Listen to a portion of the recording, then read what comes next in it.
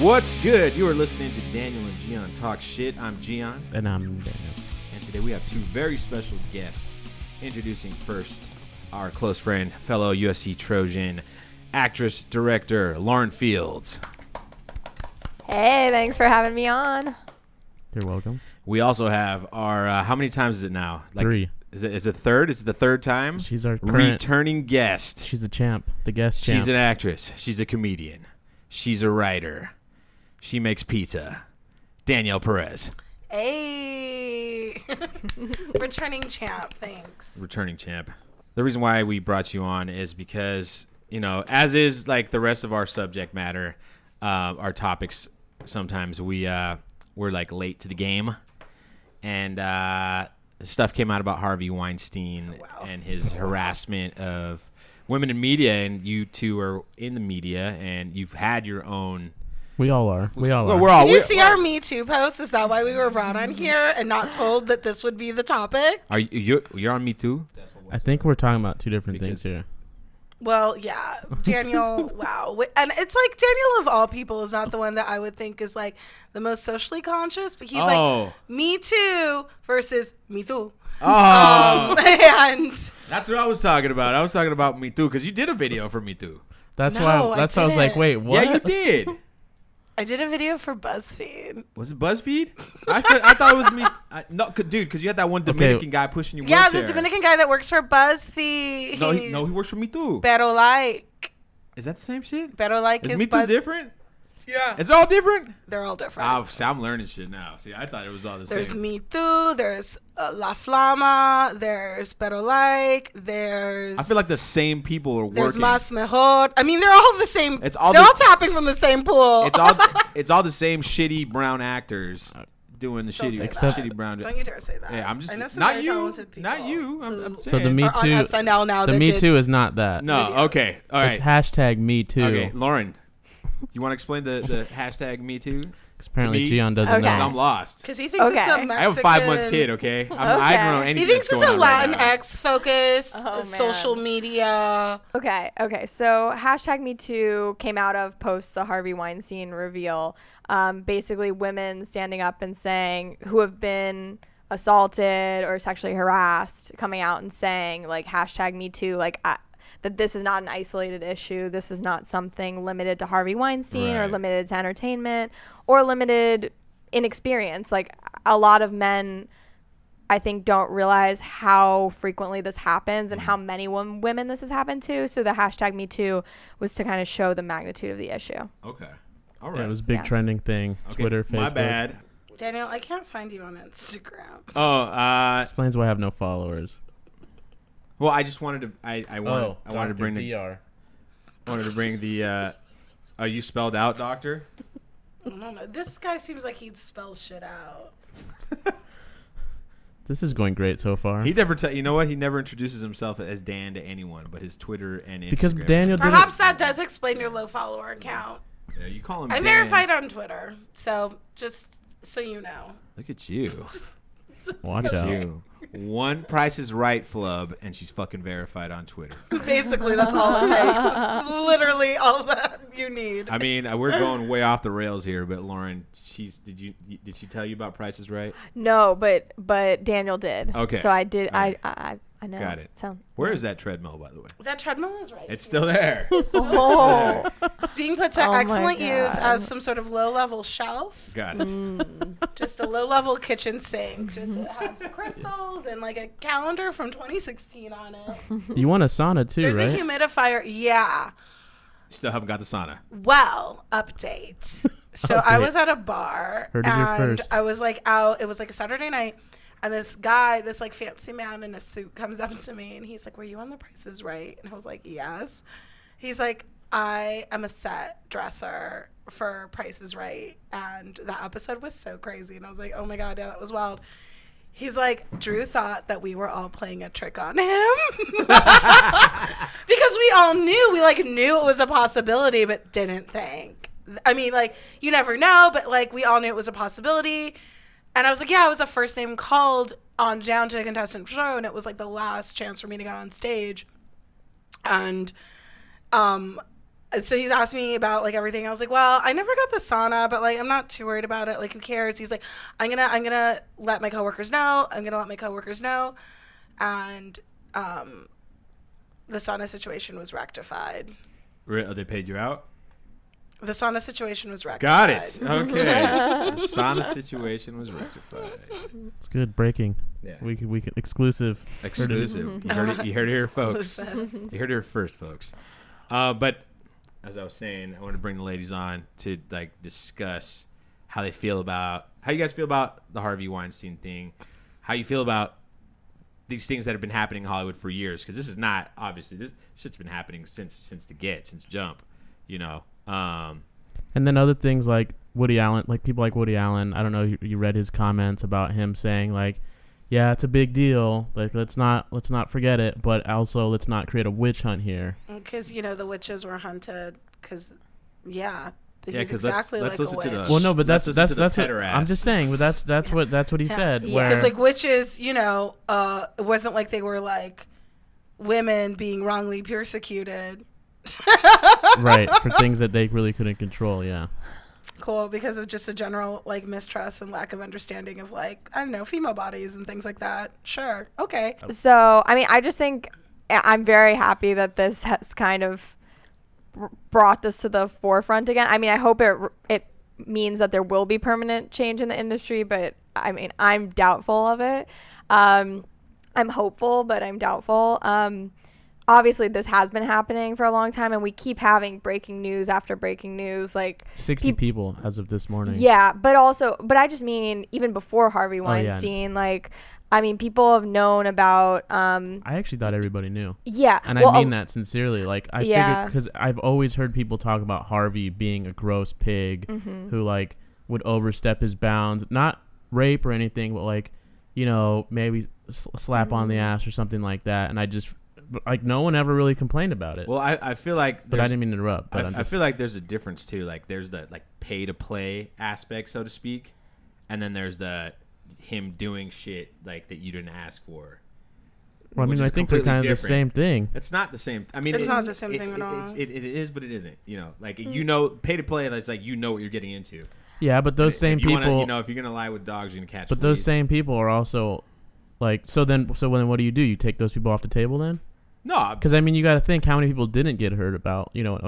Who probably got their career advanced because of him and haven't stepped out of their comfort circle, or they were willing to. Don't you see a fundamental difference between these are all the people that have come forward? I want you to understand how hard it was for someone like fucking Academy Award winner Gwyneth Paltrow saying what the Lupita Nyong'o. Like, these women have Oscars. You would think they don't have to answer to any fucking one, and it was still, this is what it took for them to come out. So any of this, like, everyone is so fucking fearful about not having anything anymore, not having a job, a career, the ability to support not just themselves, but like, they support their families, they support other people outside of themselves.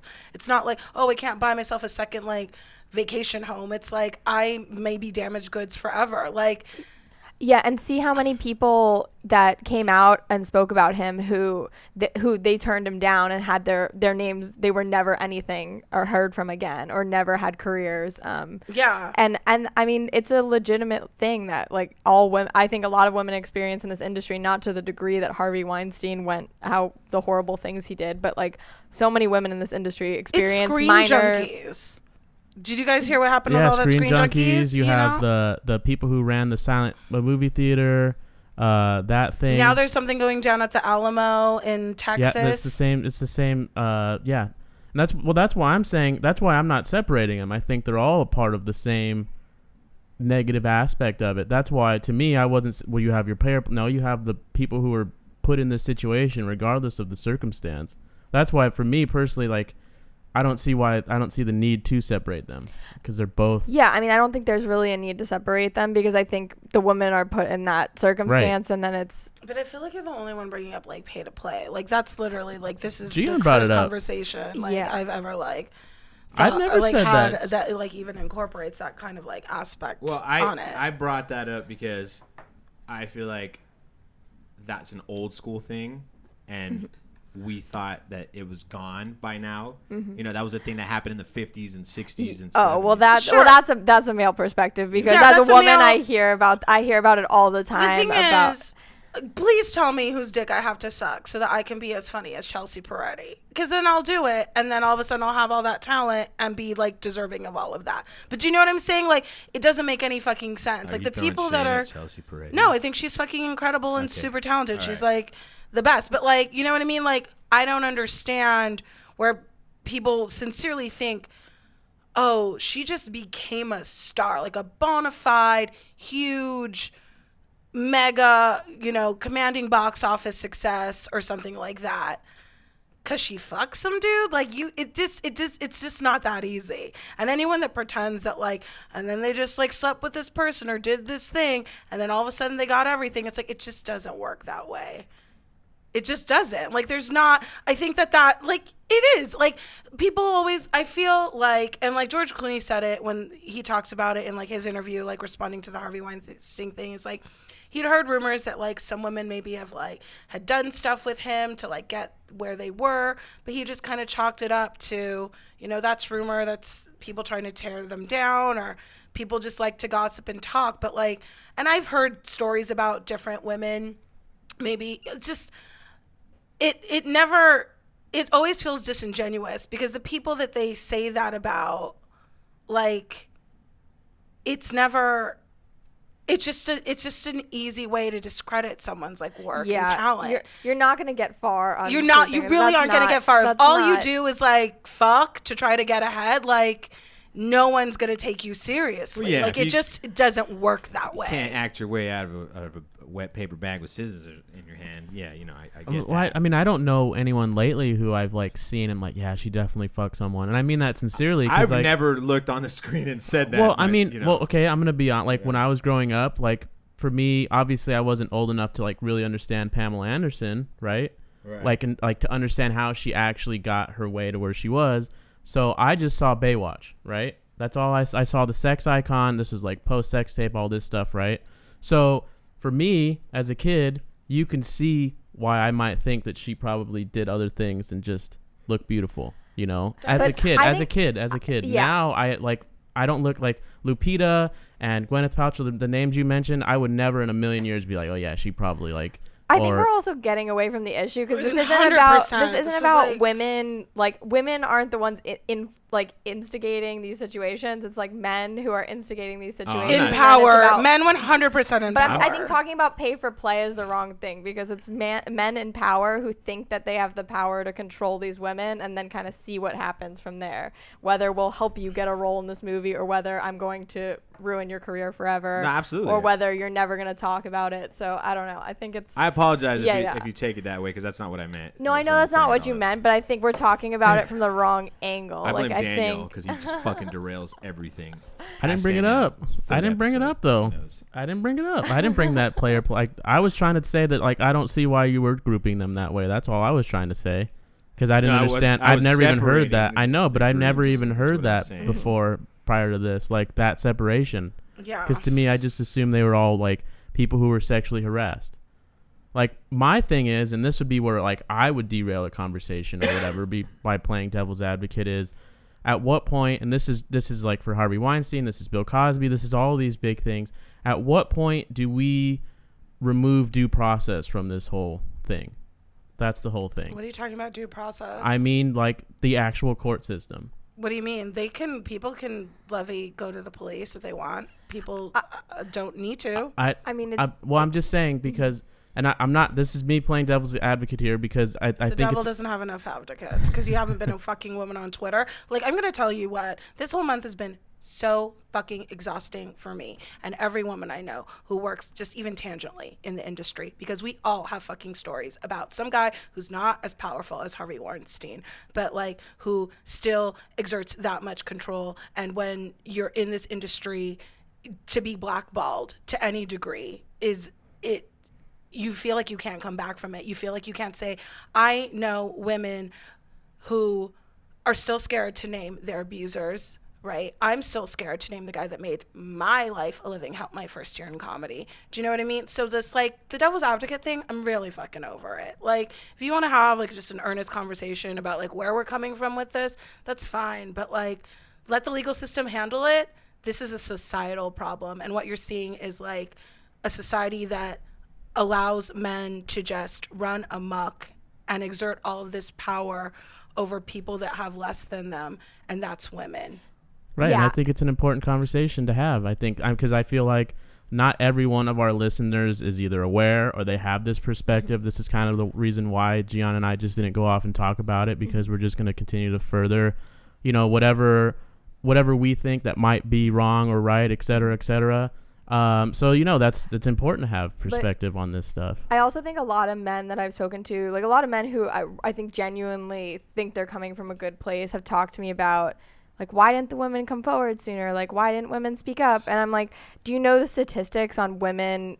Like, when women accuse people of rape, it's like 3%. It's like, and that's not even putting into consideration your job. Like yeah, not Hollywood. not That's just not like even it happening just like on the street corner. exactly. Like the statistics are awful in terms of the number that are actually prosecuted. Go to trial. It's ridiculous. Like, go to trial and that are actually sent convictions. It's like 1%. I mean, I'm misquoting, but it's I think it's below 10%. It's definitely very low. So when you're faced with those numbers for like a criminal rape, then you look at, assault or just sexual harassment. I mean, it just gets lower and lower, where there's such a huge gap between someone just making like Turner. inappropriate comments at your job and like a physical sexual like rape and like all of that in between. It's like, how do you go to the police, or even how do you explain to people without them saying, well, I don't know, why didn't you just leave? And, well, why did you continue to work for them? It's like all of these. And I think there's a big problem, I guess, going back to that topic of kind of the due process. I think the problem with due process is that it's been failing women so much.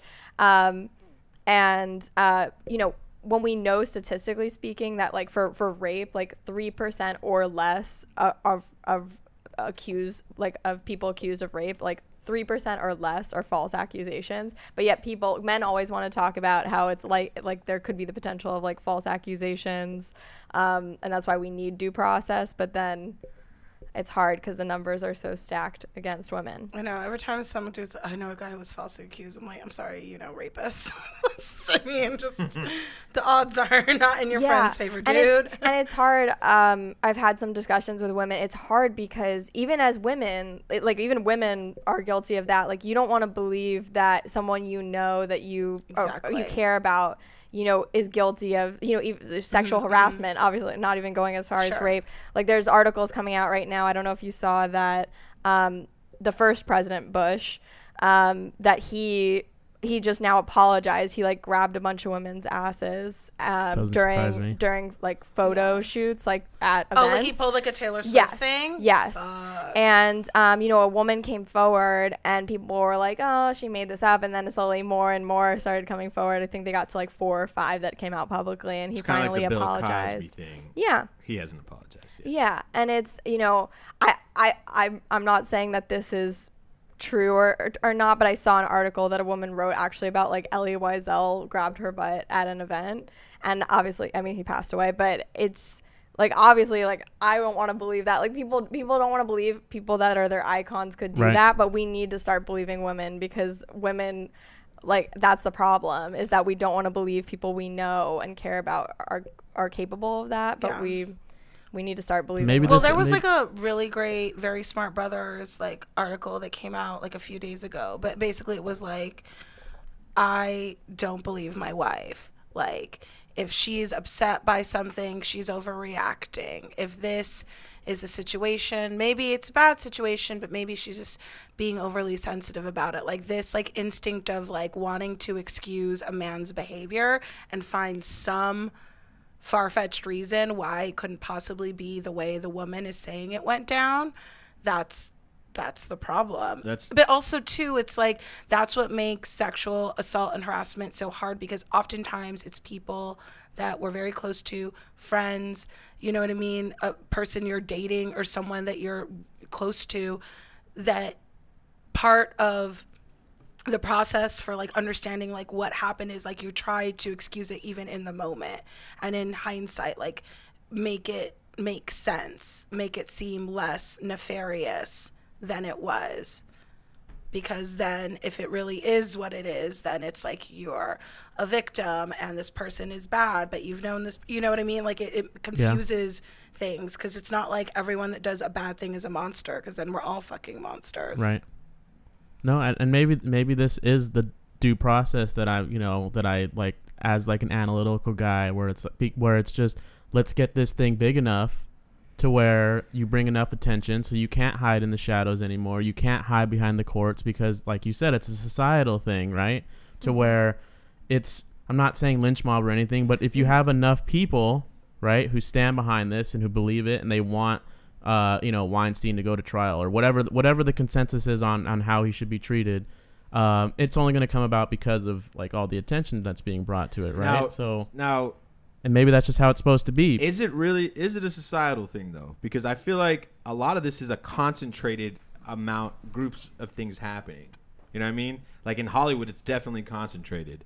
It's definitely, there's like a good old boys network that has been around forever. But there's nepotism like crazy. And it's like, and you could say, yeah, this is behavior that's being taught to other people. But I mean, at what point? It's a societal problem, because people I know outside of entertainment experience this all the time. You go to like an insurance agency, a real estate firm, like people have these stories.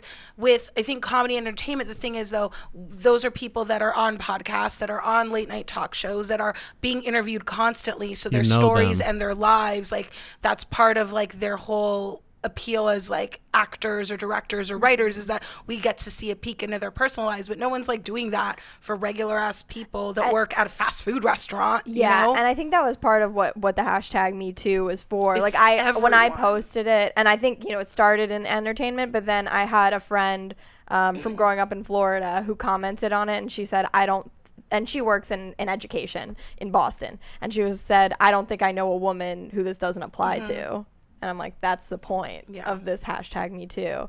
So I really don't feel, it's definitely not isolated to entertainment, but is it a power thing? Is it like always people? Well, sexual assault is power. That's what it is. I mean, is it always someone is it a boss that does it? Is it a supervisor that always does it? Are we talking about regular coworkers? Is the office, is the mailroom guy doing it to people that are above him in the ladder? I don't know. I'm just, I'm asking. I'm genuinely asking, like, because these are things like whenever I've seen one of my friends act like a creep, I'm quick to let him know, like, hey, bro, it's a little creepy. You need to kick back. You know what I mean? And I've lost friends over doing like some kind of shady stuff. Not even like overall creep status. Like I was in a band and we had a guitar player and he brought this girl to our shows all the time and he like continually shit on her in front of everybody.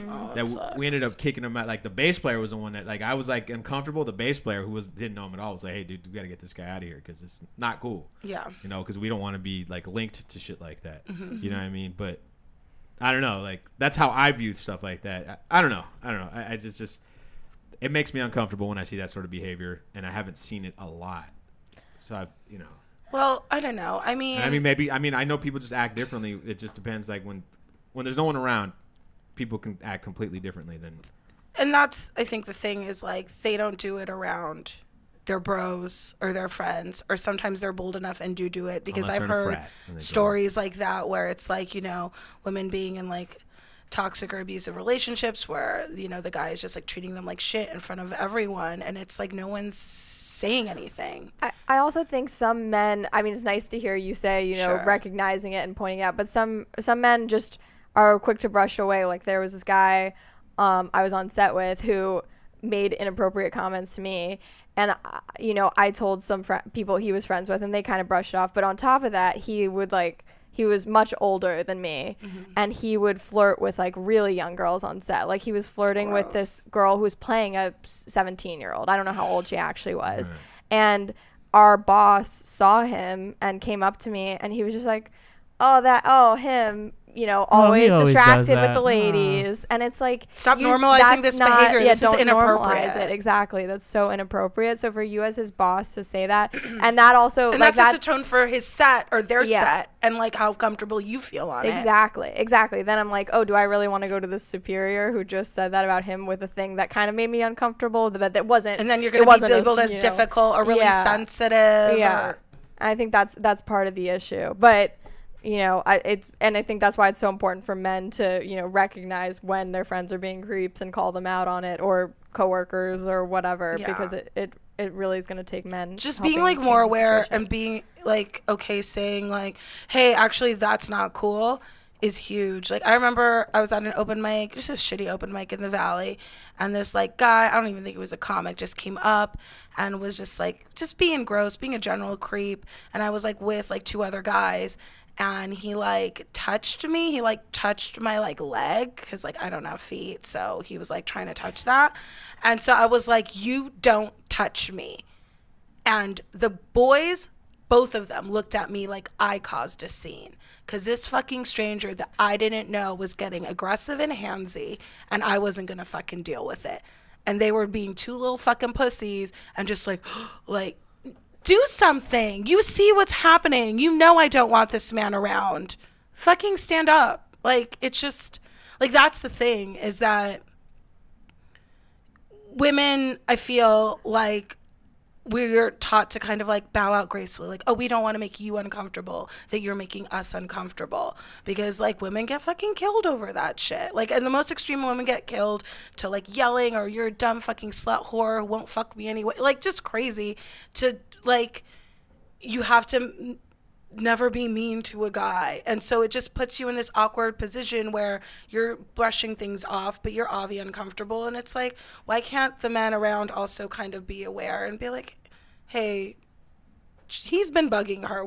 It's clear she's not interested or doesn't want this kind of attention. Leave her the fuck alone. Like, that's what it's going to take, is other men standing up. Because like, I feel like women have been saying this forever. Like, we don't like this. No,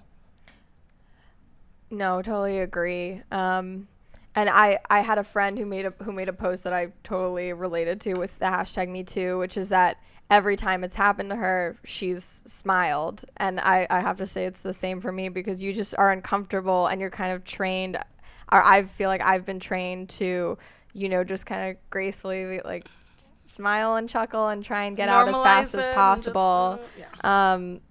Just to protect yourself, which is the sad thing. Right, because if you do make a scene, then you're going to be labeled as a whatever. Oh yeah, don't work with this person because she's going to be whatever. Or I mean, it's just like women get assaulted, women get killed. I mean, like on the street. I don't want to. Strangers. If people make comments at me, I don't want to like yell back at them because I'm afraid they might chase me down. If I'm walking alone, like I'm not. I'm just gonna be like, okay, bye. Yeah. See, if you were not, let's say we were out to this club or whatever, I don't know if I would say anything because I would genuinely worry about getting my ass kicked, but I might leave, to leave or whatever, because I don't know how I can do it in confrontation, and that's just me being honest. Because is me getting my ass whooped worth that? And it might genuinely be, but I don't know if I'd be capable of doing that. I mean, it's worth it with your friends. I think it's important for everybody to for the people that you are close with or you work with, I think you need to stand up and say something. Yeah. Like I understand that like causing a scene at a club, like obviously protect your friends, but you don't have to. You don't need to be Captain Save-A-Ho, but it's like if these are your friends that are important to you, and this is literally someone you value in your life, stand up for them. Oh, I'm saying verbally, but I might back down at a certain point if it starts to get like in that direction, because I wouldn't be able to defend myself. That's all I'm trying to say. And it's probably not a valid... But what I'm saying is that, like, just even the act of you, like, confronting another man and letting them know this isn't going to fly... Yeah, hey, that's not cool. It does a lot. Because that's the whole thing, is, like, they're not believing women. Does that. Like, when I was saying no and walking away from you to the other side of the bar, like, none of that seems to be enough. But maybe if it's another man being like, hey, leave her alone, then they might start to get the fucking point. Yeah, I mean, that's definitely true. I have a question though. So, and maybe this is like what triggers me about stuff like this, and I'm going to use quotes because I'm not like lambasting Facebook and saying it's the biggest problem in the world or whatever. But should see his Reddit account though. Oh God, I don't even know how to use Reddit. That sounds like a lie. I swear to God. I swear to God.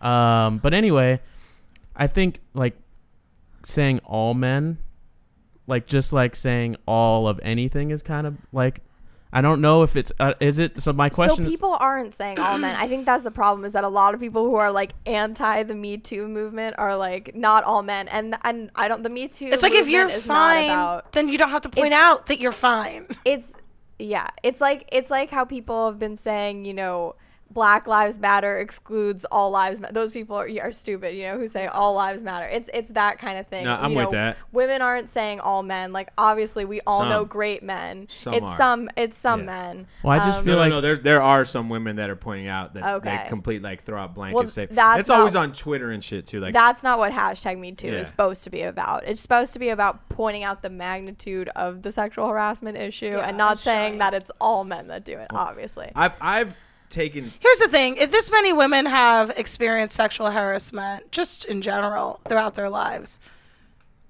then a significant amount of men are doing it, right? You think it's the same small little group that's doing it to all these women?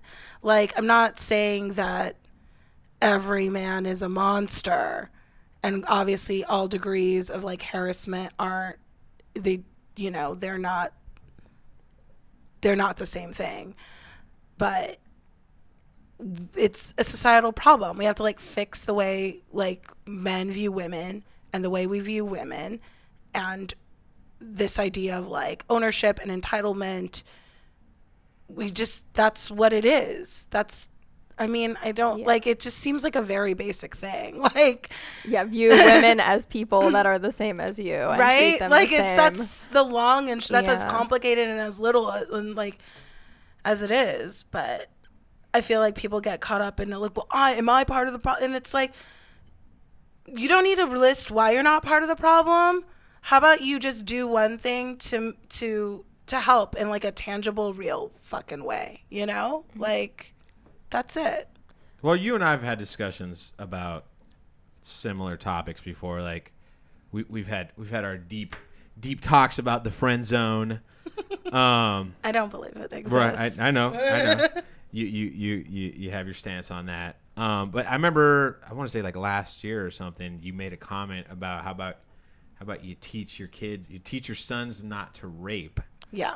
And I took issue with that because I was like, I could a son now.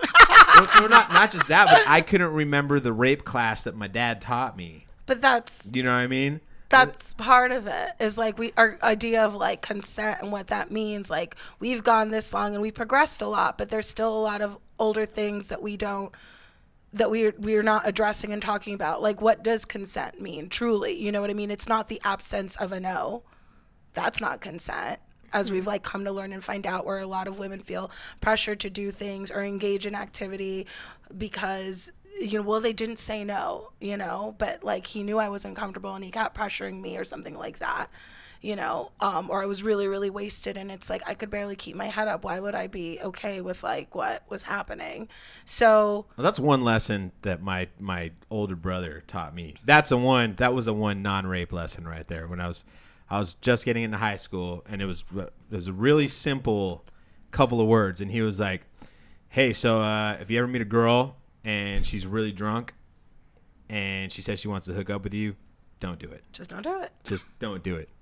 And that was that. He didn't even explain it to me. So from that point on, I was like, I don't mess with drunk girls. That's the rule. You know what I mean? And that's good. That's a good rule. That's not a bad rule to have. Right. But I think like our culture teaches us that like, the more women you fuck, the like higher you are as a man, the more like, more of a stud you are. And we teach women, it's like, well, you can't give it away because if you fuck, then you're a slut and you're a whore and no man's going to want you. And then it's like, okay, and so we drink and like it doesn't matter what you do when you drink because you're wasted. So it just like creates like this cocktail of bad situations where no one is really understanding and respecting boundaries.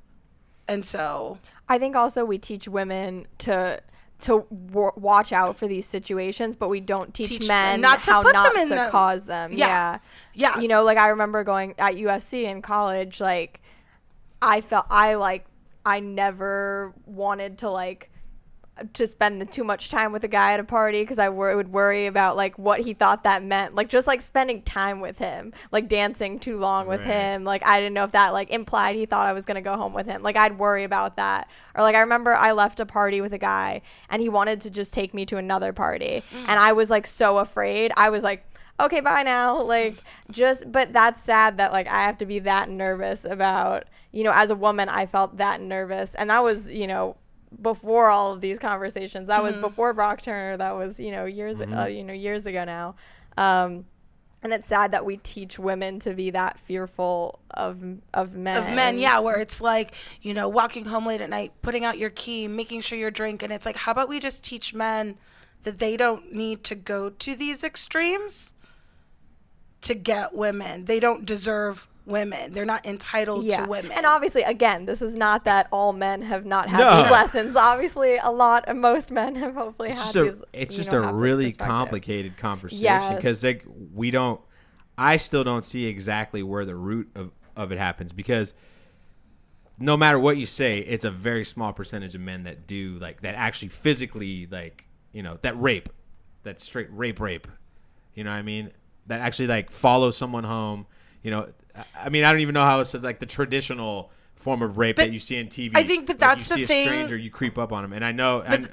I think that's a misunderstanding, is that like those are the only kind of rapes that like count, or like that are the damaging kind, because most sexual assaults happen from people you know. It's not a stranger in the bushes. Right. Like, I mean, just many statistics have been done on this. It's not the stranger in the bushes. It's the guy in your class. It's your good friend. It's the guy that you've been on a date with or a few dates with. Like, it's a relative and a family member. Real talk. Do you know what I mean? It happens from people you know. It's not this stranger in the bush. And so there's a lot of dynamics about like power, and where it makes it confusing and scary and terrifying, because it's like, who's going to believe that this person that is a good part of your life, or a friend or someone you know, why would they believe them, you know, or why would they believe they did that to you?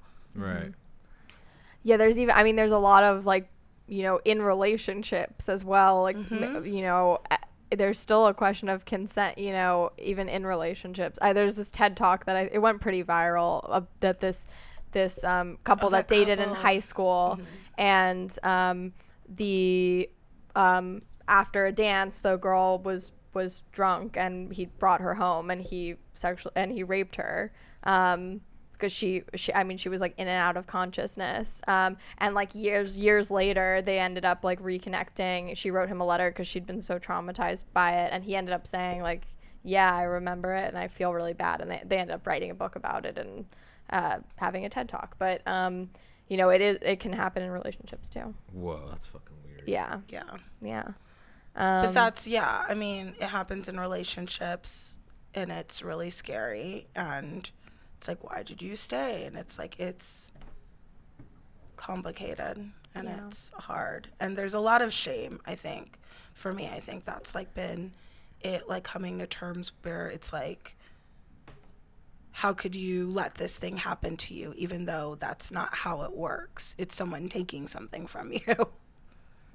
Yeah. Well, I mean, when it comes to abusive relationships, that's a whole nother ball game. I think.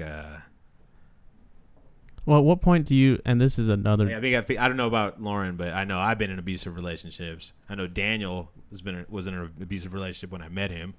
Not even joking. You're laughing. No, I said pobrecito. I was like, oh, Daniel. Yeah. Gian said that. I was the one who was like, no, it's nothing. So I was doing the whole like, it's not a big deal. It's not. I don't know what you're talking about.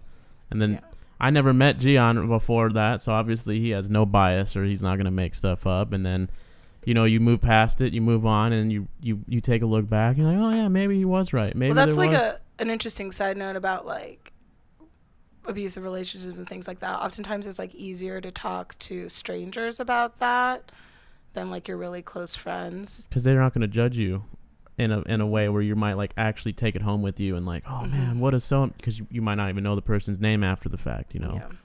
So I mean it's something where and to me, I mean, let's not get it twisted. I thought Daniel was a total pussy, but I felt bad for well, him at the you same still time. feel that way, which is why you're right. I said the whole thing about the fighting earlier. Like, and so maybe that's the problem for me, is since I'm truly not trying to like, I'm not one of those guys, but maybe that's why I not feel comfortable, but maybe I can say things like due process or whatever, because for me it doesn't compute, because like I don't do that. I don't see what can bring a person to drop a molly, or not a molly, but a roofie in a drink, or and that's part of the problem is give a smack on the ass, or like give a little wink. Like if me and a girl are talking and we have like there's something there, and it's like we can both mutually understand what's going on, that's different, like in terms of like a wink or something. But if I don't know you and you didn't ask for it, and we don't have any sort of rapport,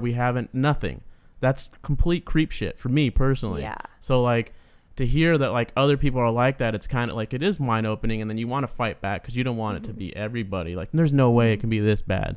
And then you have your Bill Cosby's, and then you have your Harvey Weinsteins, and then you have, you know, all the things that continue. Like it was 60, like I said, it was 60 women as of today, and who knows what it's going to be next week, and who knows how many people haven't come out of the, you know, to say so and so whatever, because like you said earlier. And so maybe that's why for me personally, it's like, well, let's look deeper. But you guys are like, no, we don't need to look deeper. We've been looking deep as fuck since, you know, basically birth, right? Because it's been like that. So like. And this is why I texted Gian about this, because I wanted to have a conversation. I told him, I said, I'm not trying to try to like let's start an argument, let's start a fight. Let's actually have a conversation about it. Let's get it out there, and because I'm sure none of we didn't want it to be just like a male perspective on it either, because you know. But and then also at the same time, it's not like any of what we said today is new, right? Yeah. It's been out there a million times before. It's been said it 1,000,001 different ways. But maybe it's something for me where I needed to go through it. I needed to put it out there to like people who are listening to this who may feel like similar to me or whatever. And that's why I said at the start that I feel like hopeful, but also doubtful, because we keep having these conversations. You know, we had it with Brock Turner. We had it with Woody Allen. We had it with Roman the Santa Polanski. Barbara And, shooter. you know, we have these conversations, and they, you know, then we slowly start allowing them back into the industry or back into their place of work. And I said this yesterday to you. I said that Harvey's going to come back. He's going to come back in 10, 15 years. And I don't know in what capacity, whether he's like a small indie guy, but he's going to come back and he probably will be nominated, because that's the way the industry works. There's a chance he doesn't go away at all, and he's just working behind, you know, without that's really unfortunate, and that's that. But I'm just saying that's the way the system works. Everyone loves the comeback story in Hollywood. Well, it's not. But that's why we need more women behind the line. That's why we need more female directors, producers, writers, camera operators, like all of it. Yes. Because when it's a female run set, shit like this doesn't fly. Or at least the powers that be understand if this crew guy was like really gross to you or said something inappropriate. You know what I mean? There's like a level of like understanding of like what it is. You're not worried about being sexually harassed by the producer of the film if she's a woman and straight, you know, like, and you're an actress on it or something. I mean, that's what it is. And like, it's really sad how like, it's hard too. It's because Lauren and I were just talking about this yesterday, about how you have to put, not only if you're a woman and you're in a creative position who has power to, like a producer, director, whatever, you kind of have to put a face on too, because you can't, because they recommend you act masculine because they don't want the men to feel like you don't know what you're doing, but at the same time you can't be giddy because they're gonna not take you seriously. Yeah, they're gonna not take you seriously or think that you're a risk. And it's like, why can't you just? It's like, you're a woman. It's not. That's not gonna change. There's no way that you can. And that's like such a fallacy that like if you just do these things, then somehow they're gonna forget you're a woman. It's like there's nothing you can do that makes them forget you're a woman. Like when I first started comedy, I thought I was like, okay, I gotta dress like shit and just like not wear makeup and like whatever. They're not gonna. Then they won't realize like, right. No, they're aware. Like it's not a secret. So it's like, why are we so worried about making the men on set comfortable with our presence? It's like, Oh, I agree with you. they need to get comfortable. They just need to get comfortable with it. There needs to be someone on set, someone that makes it their job and responsibility to be like, this is how it's going to be. Just fucking be cool. Guys, be cool. Can you just be cool? Well, it's just this weird dichotomy of that, you know, where like basically men are described as savage animals and women are the like, patriarchy hurts everyone. I mean, nice that's like a and sad proper. thing. Like, I want you guys to like be able to take responsibility for your actions and be thought of as like competent people that aren't just like driven by like lust and like, you know, raging hard-ons or something like that. Like, you guys are all adults who should be responsible for your actions. So like, it's been a long time since I had a raging hard on, let me tell you. Wow. Okay. Married joke. Alrighty. We now But no, because I'd rather you be yourself. I think at the end of the day, because I do see, unfortunately, you see it. I mean, I don't know about Gian, but I'm on set, and you do see. Wow, that was so shady.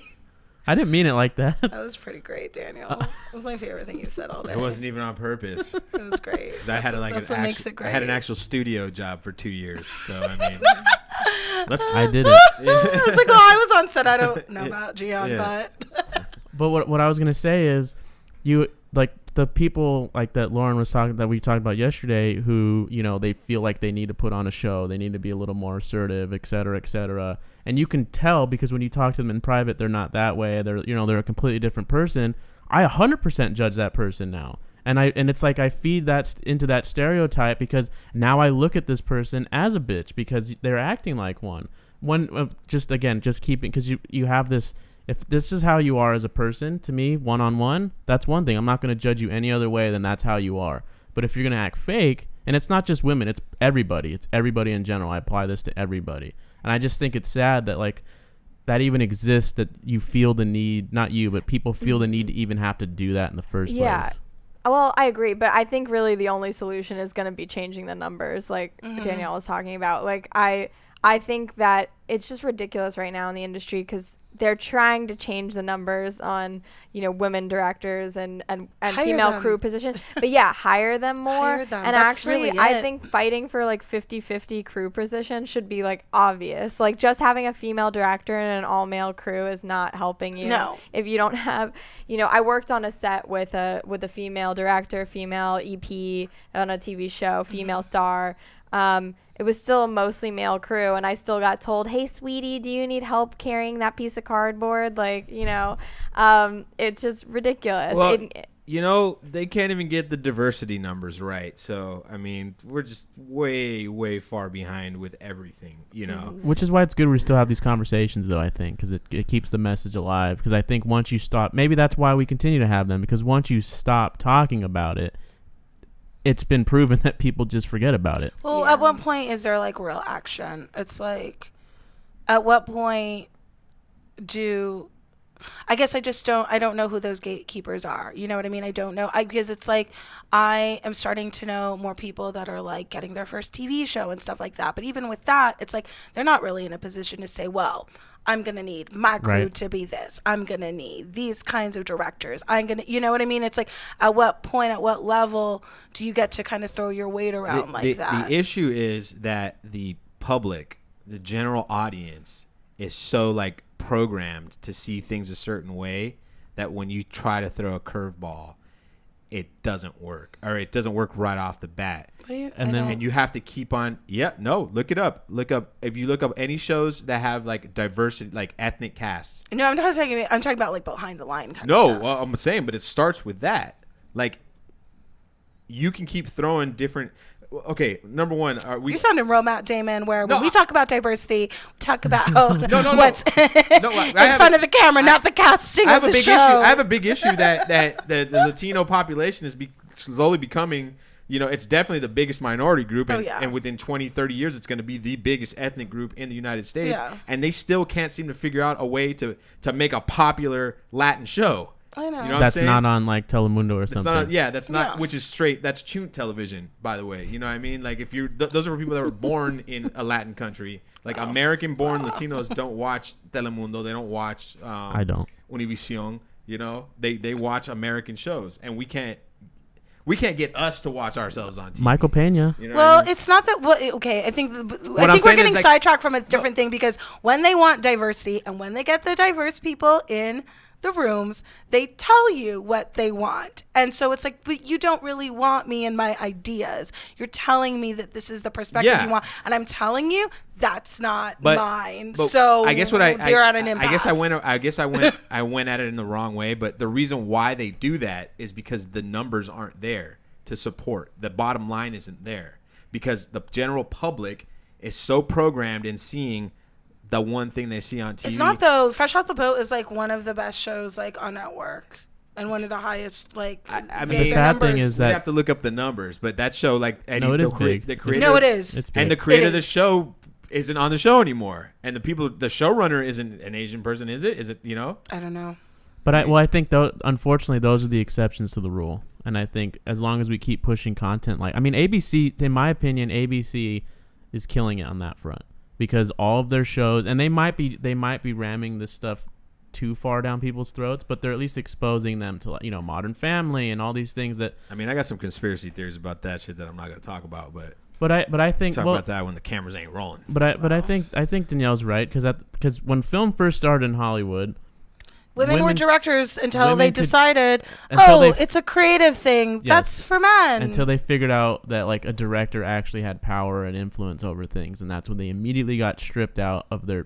They were the ones running the business back then, and then, but it's But hard. I'm not saying that. I mean, I'm saying, but the big issue with behind the camera work is nepotism and cronyism rule the industry. Sure, and more it's than it's anything slowly else. starting to change, and I think that's I think what's hard is then how do we you want- explain all I mean, of those I know a guys show- that keep directing movies that suck, and then they just keep getting bigger and bigger movies to direct, and I then mean, it's if like they make but money, like that's okay, the no. thing. We'll say this: And guess Wonder what? Woman. All white men. No. Every single one of them. Well, that's white what men. I'm saying.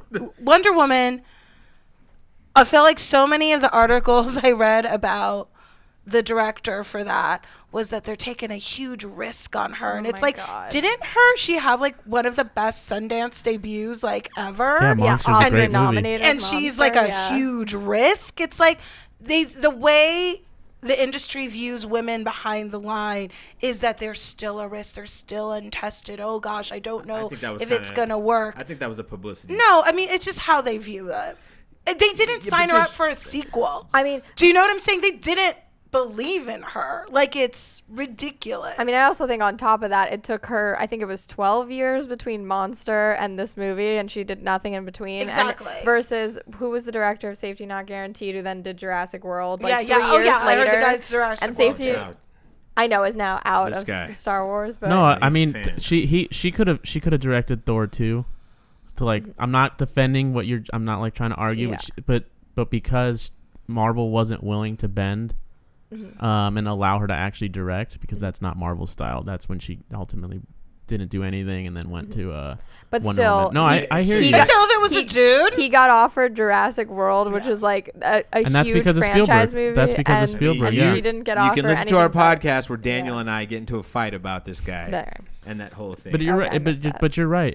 But it's because of Spielberg though. That's one man who's responsible for that one particular incident. because he saw one scene. Because he watched the movie. So the story is, and then for those who haven't heard it, he made Safety Not Guaranteed.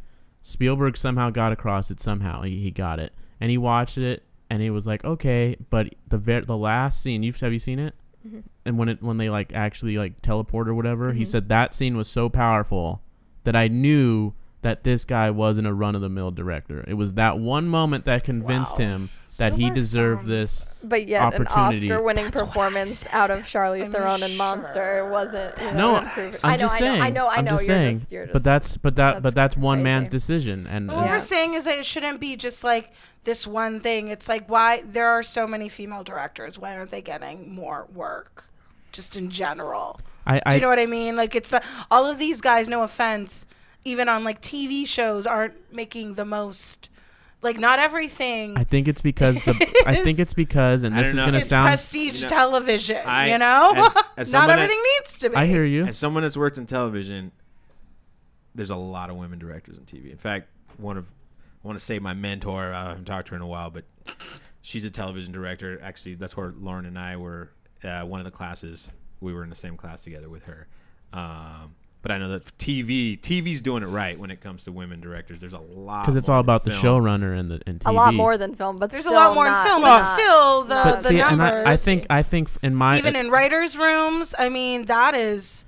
I think bleak because and sad, those the movies that, this is going to sound sexist and I really don't mean it that way, so please don't take it that way. I think the movies that have been directed by, no, just listen, I think they don't make a lot of money because of the lack of opportunity, because of the lack of other things. So when they look at these people who haven't, like, they have no track record, and I know this is your point about Colin, like, he didn't do shit, so why does he have this opportunity? I get it. I really, really hear it.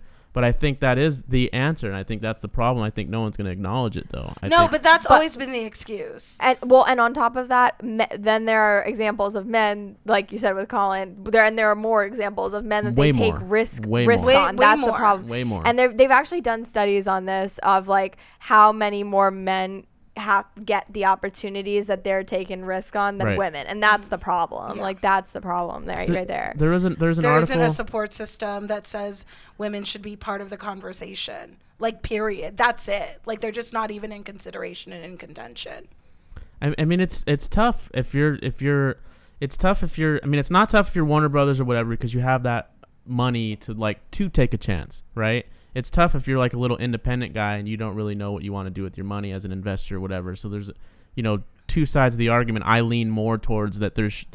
Warner Brothers and companies like that have so much money they could easily take $50 million off of their latest franchise movie and make 10 new movies that are $10 million with new directors and stuff like that. But there's a Hollywood, and the reason why I brought this up, there's a Hollywood Reporter article about this, and the headline was like, people are ignoring the most women and something like that because women movies have grossed over $1 billion and no one's talking about it. I think that was the headline.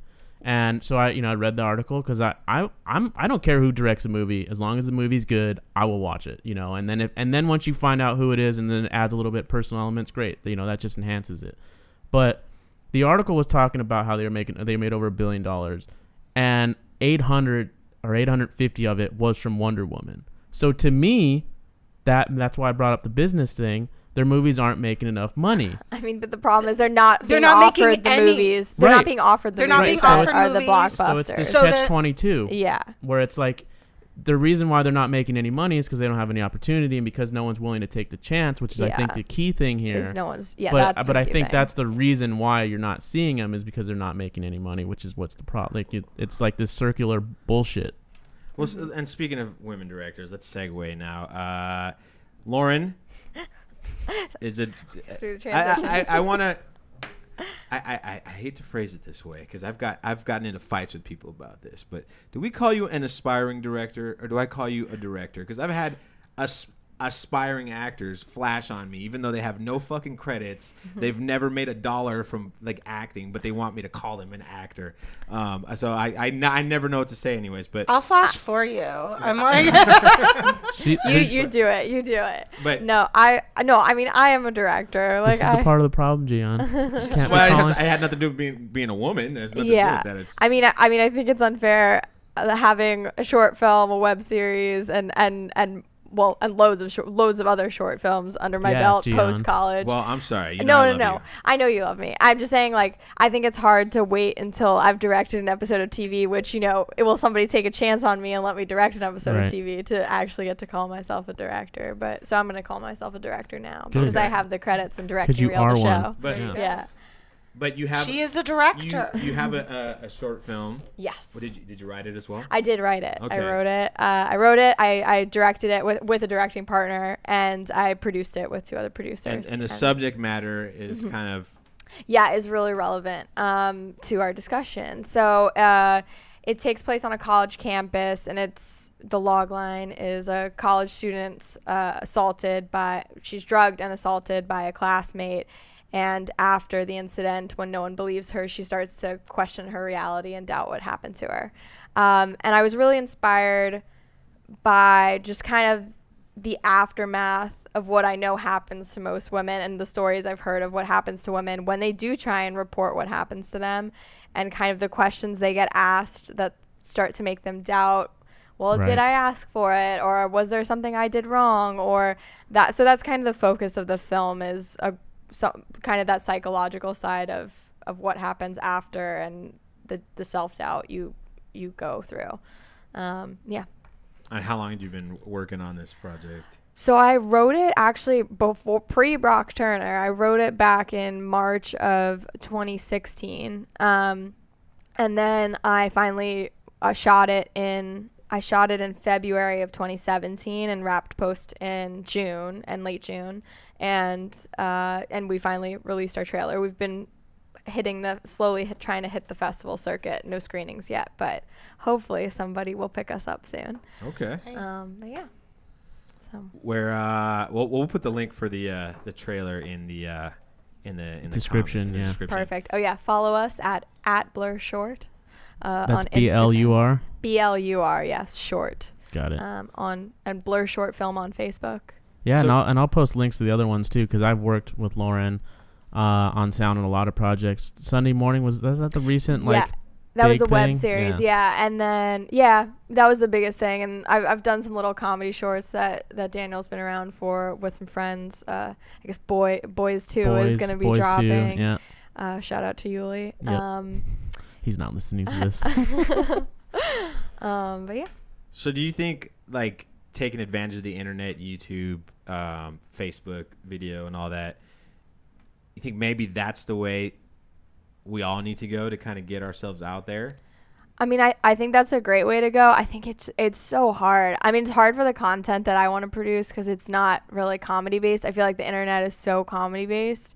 So, you know, I'm trying to go the festival route just because I think that's better for what I want to do. But that's also, there's an unbelievable amount of nepotism and politics that go into festivals, even at the short film level. That's unbelievable. Oh my God.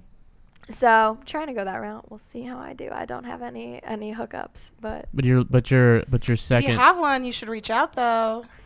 Yeah. if anybody has any and they want to hit me up, I was there. So would your backup plan be to throw it online?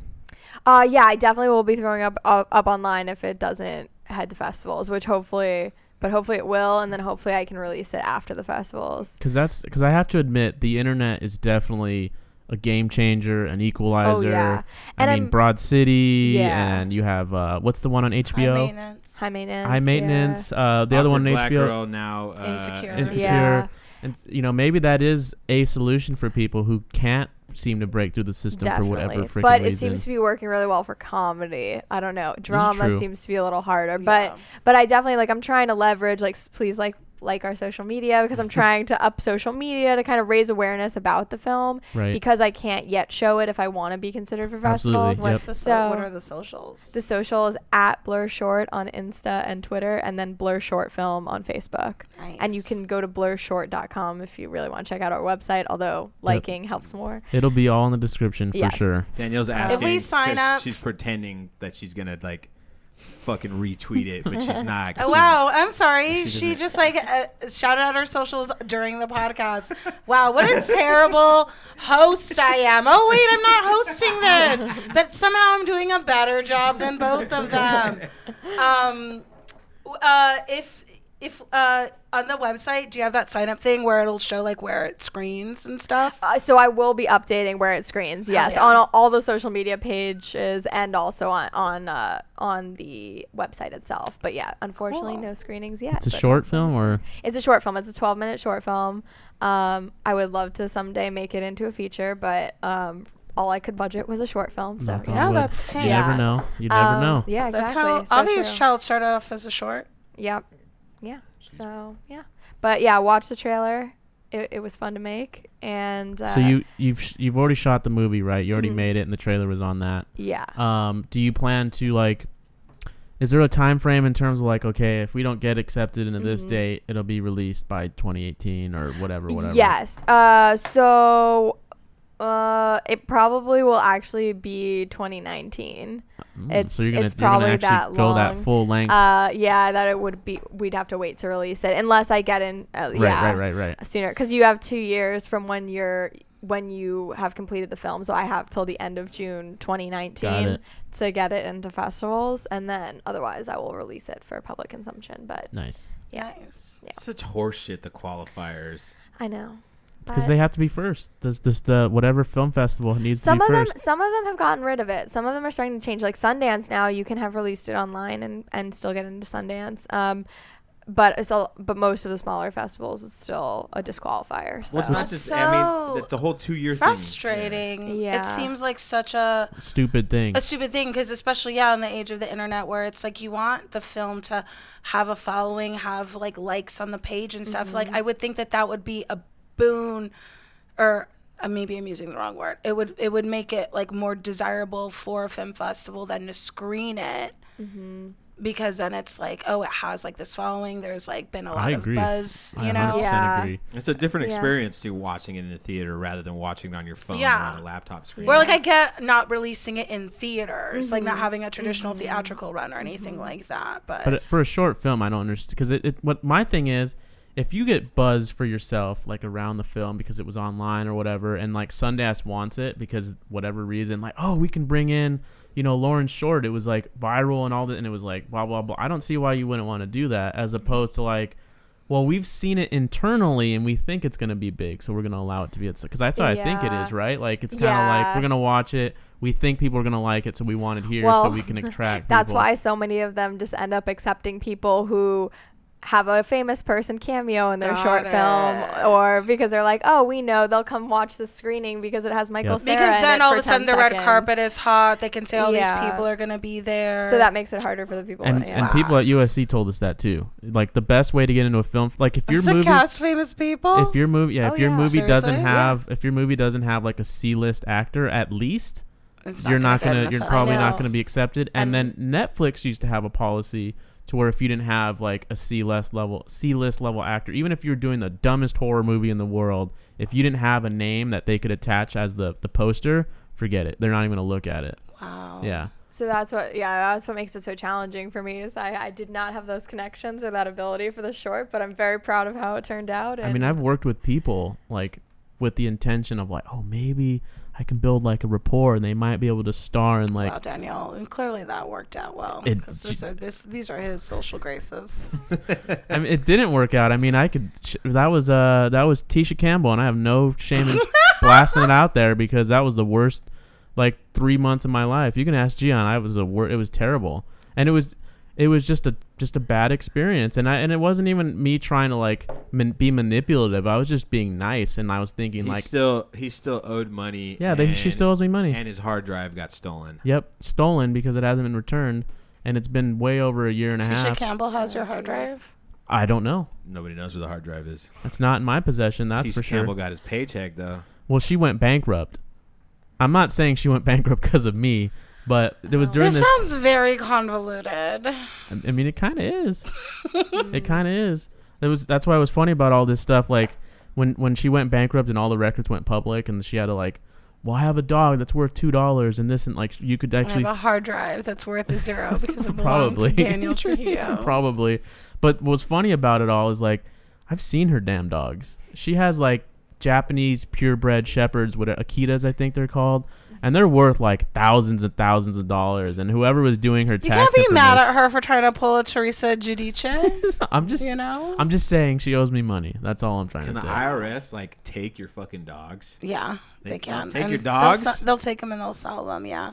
I mean, there's like a money. website that you can like. That's like a buy things that have been like repossessed. Oh my. Well, they're property. If the dog is worth a certain amount, it is considered property. Bringing it back to the female directors, like I felt it was so important to make this story as a female director that was really moved by it. Like I have not been sexually assaulted, like, but I just knowing too many women that have, and wanting to bring the female perspective and tell the story. I think it's important. I think that is important because I know a lot of people. I shouldn't say a lot, but I know a handful of people who definitely were assaulted and have not said anything yet. Genuinely have not said anything yet. And I feel like I'm in a weird spot because I want to say something too, but at the same time, it's not fair to them to like throw them out there or whatever. Yeah. And so it's like, you want to help in whatever way you can, be supportive, be a shoulder to cry on, whatever that might be, whatever that is, But at the same time, like, I still do feel obligated to do something. And so, like, making a short about it might be a way of doing something. Yeah, you that's know, what it's like, but it's because it's like I said, you can't, hey, so-and-so told me this happened and whatever. You can't do that, even though, like, in the real world, you should be able to do that, because if something that's wrong is wrong, but it presents a whole another slew of everything, because that person might get mad at me now because I've, like, maybe I don't know, whatever it might be, You don't want to reviolate a person, and oftentimes doing that re-traumatizes them. You don't know how safe they are, because retaliation, that's like a huge thing. Why did you tell somebody, something? It's tough. Yeah, and I wanted to make the short to also just, like, create a dialogue with men, because the short's really about, what happens when we don't believe women. And so I wanted to kind of start a conversation about, like, how we should go about talking about this, and how we should believe women and should listen to what they have to say, and not I think it's important. Yeah. I mean, because even if they're wrong, at least listen, right? I think that's the most important, because that's the starting off point. Because I think some people, just like you were saying earlier, but everyone was saying here, is like there's a lot of brushing off, whether that's because it's inherent, you were raised that way, or because you don't necessarily think it's a big deal. Like I even said, like, it's such a uncommon thing for me that I'm like, is it really this bad, or is it just like what a few people overreacting? And obviously, like I was saying, when it gets to this magnitude, and maybe this is the due process that I said earlier, that you can't deny it. You have to be like, whether or not it's been proven or not, there's too many people for it to probably, for it to not be true. So you probably should assume it's true first, and then work your way backwards, as opposed to the inverse. Because then if you find out it's not true, then you could say, okay, well, in this case it wasn't true, as opposed to it's never true because one case was. Because I mean, we've all at this table heard of stories where there's false accusations, whatever. But if you base your whole argument around those and say that, like, everyone else is wrong, but it seems the numbers are in the other way, then I might be a part of the problem. And so I think listening and having a conversation, not telling that you're wrong or whatever, I think is important. Again, that's kind of the reason why I wanted to have a dialogue here, not an argument, not a whatever, because I knew we were going to say things that I necessarily don't agree with, you necessarily don't agree with, you know what I mean? But talking is what's most important. And especially now with, like, Trump in office, and everything is volatile, whether it be about women's rights or gay rights or whatever it might be. Everything is polarizing. Everything. And so, like, I don't care if I don't agree with someone else. I mean, but I want to be able to talk to them. That's my thing. Even if they're wrong, even if I'm wrong, because at least you can kind of come together and make something of it. But that's just me. I so don't want to talk to people I don't agree with. Or not even people I don't agree with. I'd say this.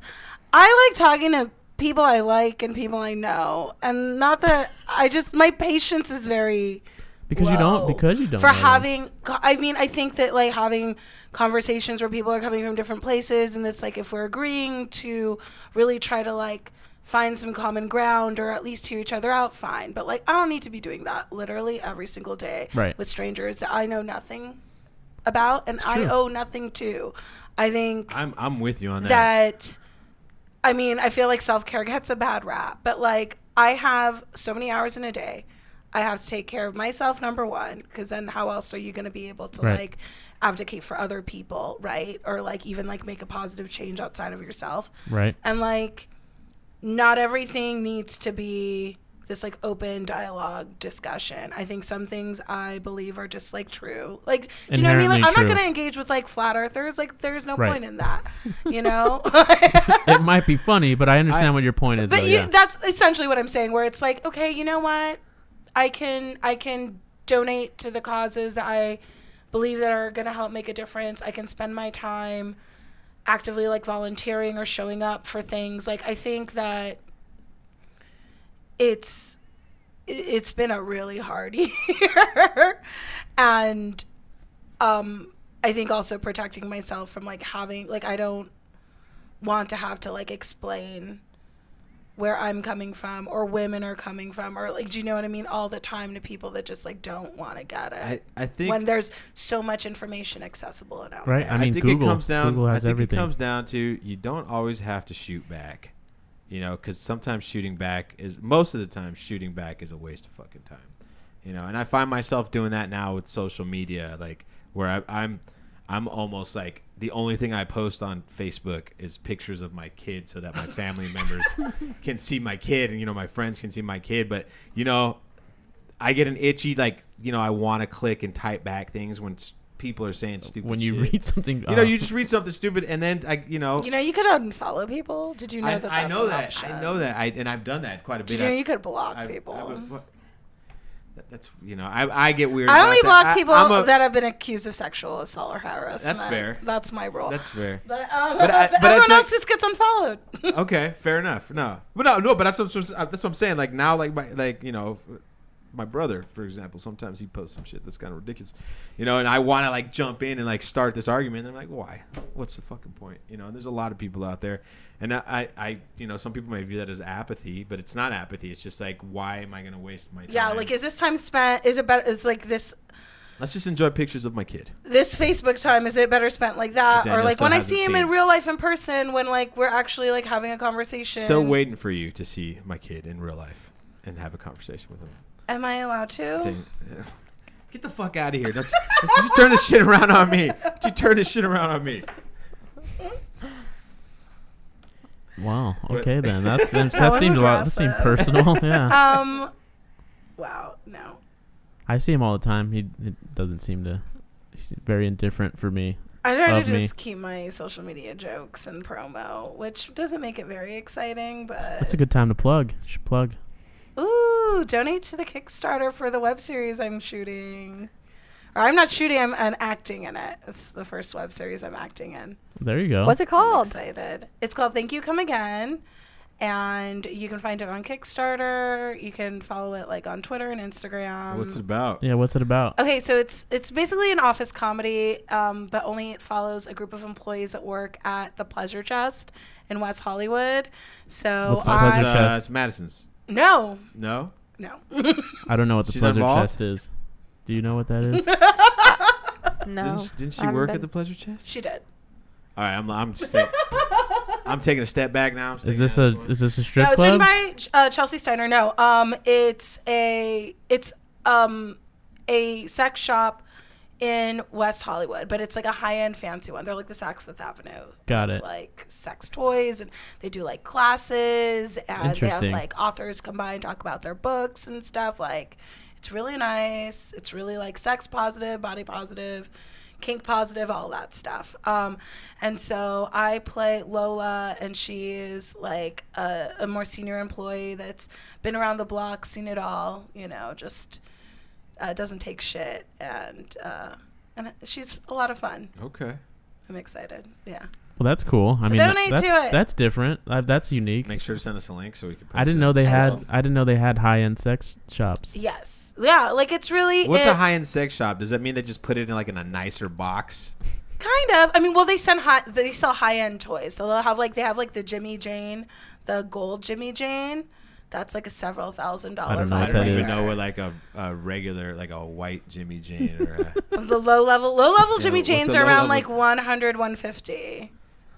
I don't know nice. what's a Jimmy Jane. It's a vibrator. They're very got it. nice. I should probably Yeah, it's Google been it. so long since I've used a vibrator. I just, I forgot the brand names. Yeah, no. They have Jimmy James. They have, I think, is it Lilo is another nice brand. So these are like They have Rolls the Royce. Hitachi Magic Wand. These are like the Rolls The new Royce. cordless ones. They sell the shock rubs. Those are the crystal dildos. Those are about $150. Those are nice.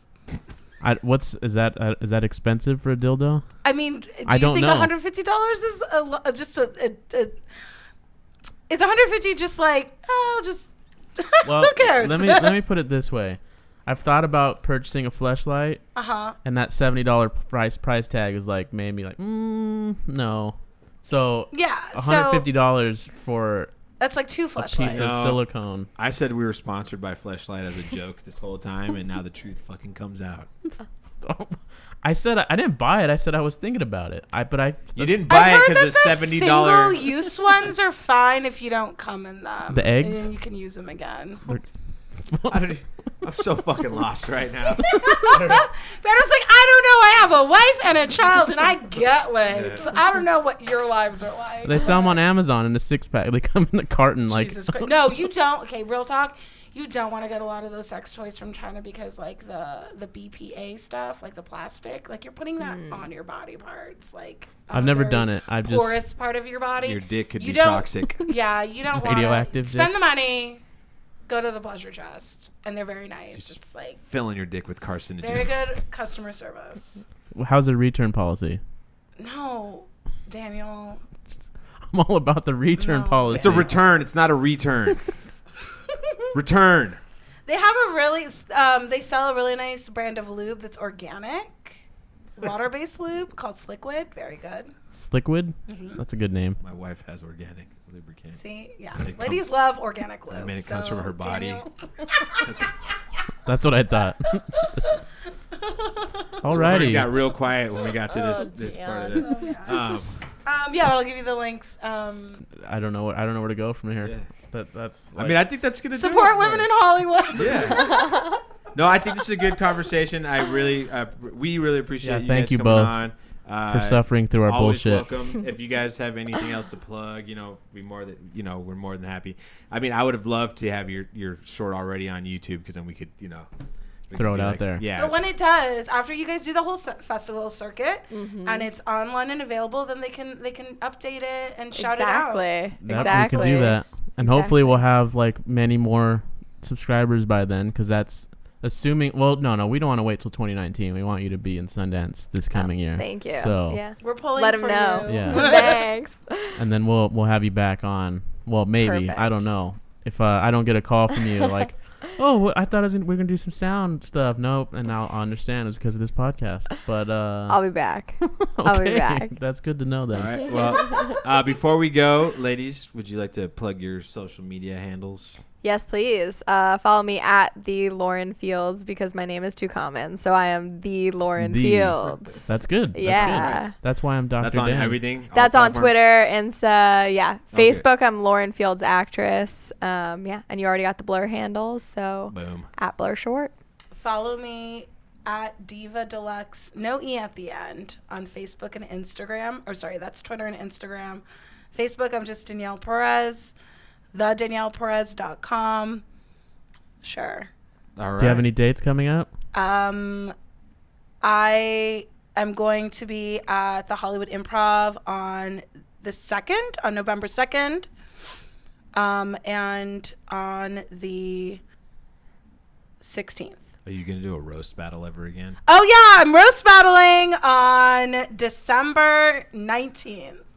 Tuesday at the Comedy Store, December 19th. Get tickets for that because that sells out. And it's going to be dope. I'm battling Paige Wesley, and it's going to be so fucking dope.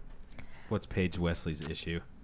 She's one of my really good friends, and we're both really good at this. So we're going to just tear each other All apart. right. That's what I like to Oh, hear. wait. And on a really random plug, I actually am trying stand-up comedy for the first time. And it through a class. And I'm going to be at the Hollywood Improv on November 5th at 6:30. So if you want to laugh at me or with me. All right. Hell Let's do yeah. it. Let's do it. All right. Do you feel it's weird to have people you know in the audience? Well, I would ask, but I guess I you have don't no know yet. experience. It depends. I'm generally okay with it. Because anything that I'm going to say on stage, I should be able to say in front front of of my other friends people? and family. You're so Yeah. brave. Do you but you don't mind either way? I think family is different than friends. Right. I would rather not be able to see my family. Like, I don't mind if they're there, but, like, please don't sit in the front row, you know? I would, like, also, these are preferences. Like, even if they are, like, I'll be fine. Right. Danielle, you do so good, Danielle. You're so funny. That's I was just asking because Whitney Cummings was someone who's never seen me do. That's one of my dad's friends who's never seen me do comedy. That's exactly how they would sound. Whitney Cummings was saying how she doesn't like anybody she knows in the audience because like I don't that's mind, like, my friends and stuff. that's like my thing, and then like because she was talking about how the person she's dating hasn't seen any of her stand up. Oh, that's different though. I think. Well, I'm just saying like that's what I was just asking. My last boyfriend, I didn't really want him coming to my shows. Mostly because it's like I was also working out new material about him.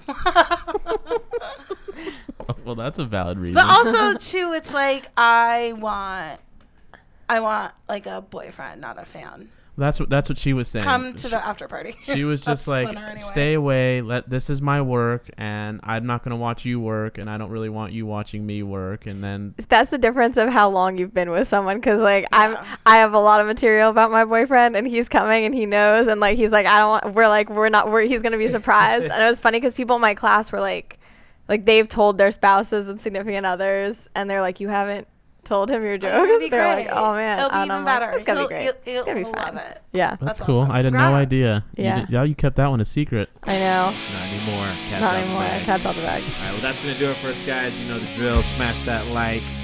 Leave a comment. Hit that bell. Read the comment section. You know how it is. On iTunes, SoundCloud, Stitcher, Overcast. And YouTube. Well, that's what I said. Hit that Oh. like button. Smash Oh. that like and subscribe. All right. Well, anyway. Daniel doesn't Can't know really- what it means to smash.